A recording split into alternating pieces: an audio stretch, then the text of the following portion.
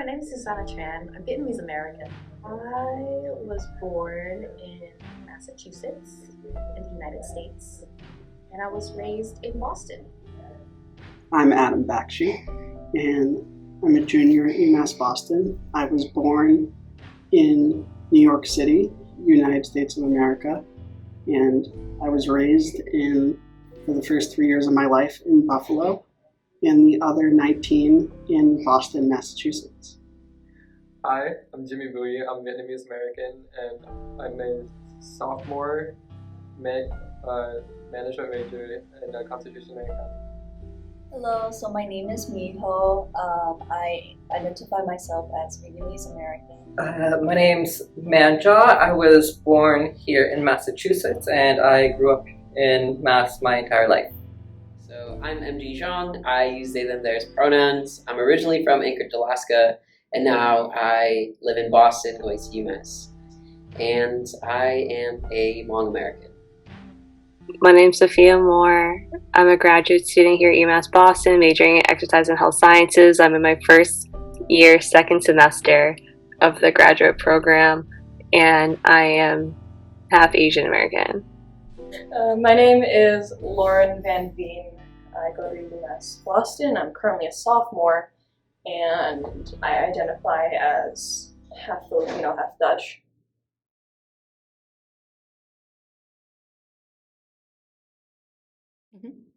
Oh, I was raised in like a car tire shop. It was like a really small one where like we didn't have any bathrooms, so like every time like when I was a baby, like every time like I had to poop, they would put it inside like a bucket and then they throw it inside a trash bag and then they throw it like out the bridge. That's how poor we were. We didn't really have money. My parents didn't really have a good support system. My dad barely learned how to like change a tire, but that's all we had. Oh, I was born in Vietnam. It started with my mom coming from a very rich family, and my dad is an orphan, and then they started eloping with each other. So they were from Quy Nhon, and then they actually like took the bus and then the train to Saigon, and then that's where they eloped, and they had me. So yeah, I was born in Ho Chi Minh City, Saigon, in Vietnam. My parents are immigrants, and I am first generation. They got sponsored by my uncle, who came here as a refugee, I think in 1987. And when he first came here, he actually had a really difficult time coming here because he was escaping from the war, and with war, like there's a lot of drama that is surrounding it. Like my uncle, he was trying to leave my family, and so he got caught by like the police or the communist police. And what happened was he was put in prison for I think like 5 years until he escaped with some people, and then he came to a what is it called, like a refugee camp or something? Yeah, like a refugee camp in like Cambodia. And then he was there for some time, and then he got a citizenship for the US and came here when he was like around like 17. So I thought that was really amazing. While my dad was born in Laos, I was actually born in Alaska, and that's where I spent the first 18 years of my life. And I was super glad that, contrary to what people would likely believe, there's actually a pretty decent sized pocket of Hmong people in my hometown of Anchorage, Alaska, and so yeah, that's where I grew up, where I have called home for the majority of my life. My dad arrived in the United States when he was just 2 years old, and so that was 1977, as the Vietnam War was kind of ongoing and on the come down rather. And then my grandfather, he came to the United States a few years after because he was a lieutenant colonel during the war with the United States. And so during the mid to late 70s is when the majority of my family came over. My mom and dad were born and raised in India, or the northern part of India known as Punjab. So they were two different parts. My mom's from Batala, which is like a city area. My dad's from a Pind, which is kind of like a country, like farm town, basically. So like olden traditions, a lot of times, some that are kind of like still upheld, it was like an arranged marriage. So my mom and dad didn't really meet till they got married, which many people that I've told kind of find that like jarring because they're not used to the whole idea of an arranged marriage. But then they kind of came out to like the US for like, I guess, the American dream of having like a better life for like their kids and giving them more opportunity. They came here as immigrants. So dad originally came here for like work and whatnot, and then mom followed after shortly. My grandmother is from what is currently Pakistan, and she immigrated there because of the war, and she immigrated to Buffalo because of the war, and my dad was born as a first generation Asian American, Pacific Island.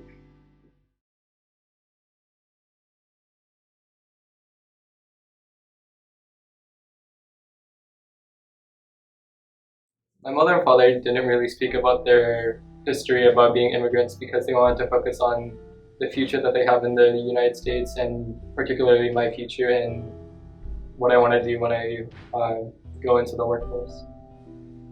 The reaction that I had towards my mom's story, it just really hit me as a whole. Because especially the statement where she said that when she went to her father and mother at home and she was told by her dad, like, go to America, like, because we don't have enough gold to get you out of the camp. We don't know if you'll be alive in there or survive. If you're dead in there, we can't get you out. We don't know where your body will be buried. So it's better for you to go in the boat and travel to America, even if you're like lost at sea or whether or not you make it. Like, we would rather have you get out of that place. Like, hearing that was really impactful because it just showed how much my grandparents cared for my mother. Hearing her talk about that sort of like familial love and like her getting out of there, it just really shocked me and like honestly kind of broke my heart, and is something that I remember to this day. I remember my dad, he's talked about immigrating to the United States before. Well, again, it was more of like a solo expedition for him, if that makes any sense. He was by himself. He lived in multiple places, like at some point he lived in New York, went to New Orleans for a bit. You know, comparatively, my mom, like I said before, she moved obviously with her entire family. I felt kind of bad for my mom in a way, you know what I mean? Because I'm almost her age when she had me, and I can't even fathom having kids. So to think about her being thrown, you know, into a new country, finishing off high school, and then suddenly you have a child to take care of, it's pretty wild. I was adopted, so my birth parents were immigrated from India to Trinidad, and then from Trinidad to New York City, and that's where I was born, in New York City. I remember the story that she tells me of. She was like climbing this tree one day in what is now currently Pakistan, and saw everything like being cut down, like the forest being like cut down from a really high tree. And that image just really stays with me, of like she saw like everything being like torn down, and she was forced out by war and income. Lately, the like hashtag very Asian has been like popping up on my social media feed a lot, and that's something that really I feel like so grateful to see others have pride in their identity, and for me to feel that same pride in sharing that, and also knowing like how diverse and how many diasporas there are.